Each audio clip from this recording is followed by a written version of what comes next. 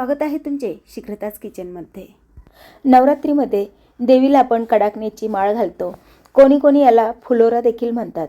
पण कडकणी कधी कधी तेलकट तर होतात, नाहीतर साधाळतात तरी, किंवा मग पातळ आपण लाटली नाही तर फुगतात तरी। तर असं सगळं होऊ नये म्हणून एक खास ट्रिकने तुम्ही जर कडकणी लाटली तर पहा किती पातळ, अगदी ट्रान्सपरंट कडकणी अगदी झटपट तुम्ही लाटणार आहात।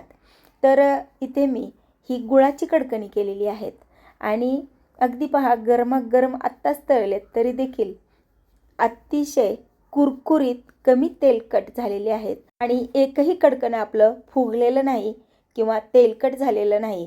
आणि शिवाय ही अशीच 15 दिवस तुम्ही जर व्यवस्थित स्टोअर करून ठेवले तर अशीच ही कुरकुरीत राहणार आहेत, अजिबात साधाळणार नाही। सगळीकडे पाऊस आहे आणि या वातावरणामध्ये ही कडकणी आहे तर ती साधाळू शकतात। त्यामुळे लगेच थंड झाली की ही कडकणी आहेत ते प्लॅस्टिकच्या कागदामध्ये घालून डब्यामध्ये स्टोअर करून ठेवा।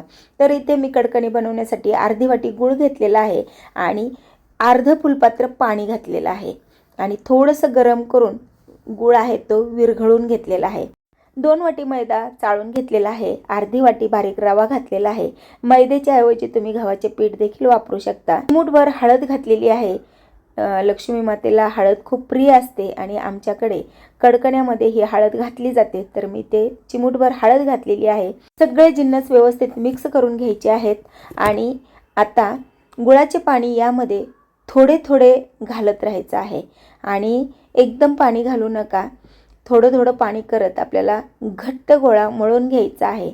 किंचित सैल थोडं ठेवायचं आहे कारण यामध्ये रवा घातलेला आहे आपण आणि आता 10 मिनिटं आपण हे पीठ असंच भिजत ठेवणार आहोत। त्यामुळे रवा भिजणार आहे आणि पीठ घट्ट होणार आहे, म्हणून सुरुवातीला फक्त किंचित आपल्याला सैलसर ठेवायचं आहे। आणि 10 मिनिट झालेलं आहे आणि आता पहा तुम्ही पीठ व्यवस्थित भिजलं गेलेलं आहे। हाताने ते व्यवस्थित एकसारखं करून घ्यायचं आहे। रवा छान भिजला गेलेला आहे। आता पीठ एकसारखं केल्यानंतर त्याचे 2 भाग करून घ्यायचे आहेत। आपण ज्याप्रमाणे पापड लाटतो त्याप्रमाणेच याचा एका भागाचा रोल करून घ्यायचा आहे आणि सुरीच्या सहाय्याने याप्रमाणे ज्या आकाराची आपल्याला कडकणी करायची आहेत त्या साईजचा आपल्याला गोळा कट करायचा आहे। म्हणजे लाट्या थोडक्यात ह्या एकसारख्या चाकूच्या सहाय्याने करून घ्यायच्या आहेत, म्हणजे कडकणी आहेत ती एकसारखी होणार आहेत। आणि आता त्यातली एक लाटी घेऊन आपण थोडंसं पीठ लावून हे कडकण आहे तर या पद्धतीने लाटून घेतलेलं आहे।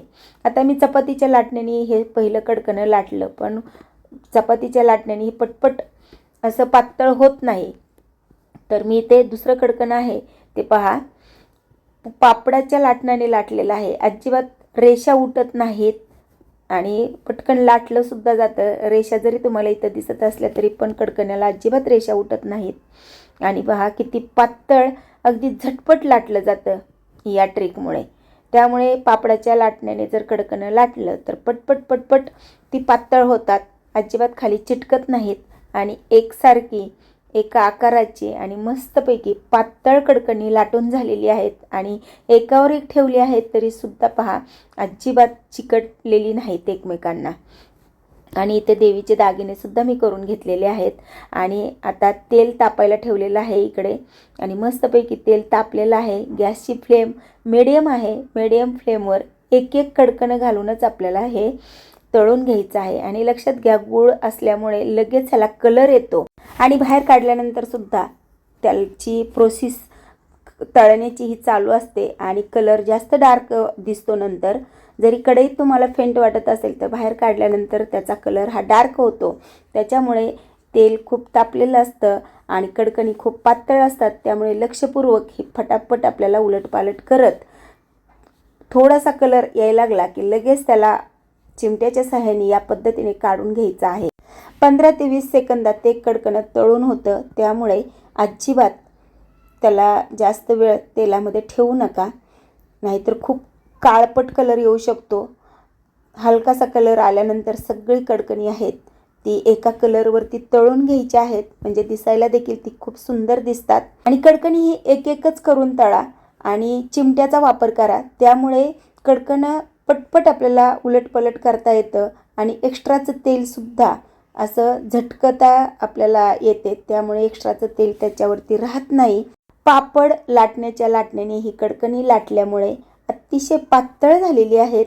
अजिबात त्रास न होता, जास्त पिठाचा वापर न करता, तेलाचा वापर न करता किती कुरकुरीत गरम असताना देखील हे कडकणं झालेलं आहे आणि कुठंही आपलं कडकणं फुगत नाही आणि तेलकटसुद्धा होत नाही आणि मस्त अशी कडकणी तयार होत आहेत.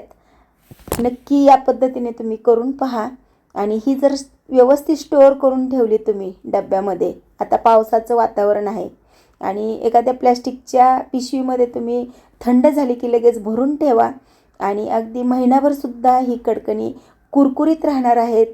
कमी तेलकट झालेली आहे, शिवाय गुळाची आहे. काही कडकण आपलं फुगलेलं नाही किंवा मी याला फोर्कच्या सहाय्याने छिद्र देखील पाडले नव्हते, तरीसुद्धा कडकणी मस्त अगदी पापडासारखे झालेले आहेत आणि देवीच्या दागिन्यांमध्ये वेणी, फणी, मंगळसूत्र आणि जोडवी, करंडा हे असे दागिने तयार केलेले ते देखील आता शेवटी तळून घेत आहे आणि लगेच आता आपण देवीला फुलोरा देखील बांधू आणि बाकीचे कडकणी आहेत ते का हवाबंद टिफिनमध्ये ठेवून देणार आहोत, म्हणजे मस्त कुरकुरीत राहणार आहेत.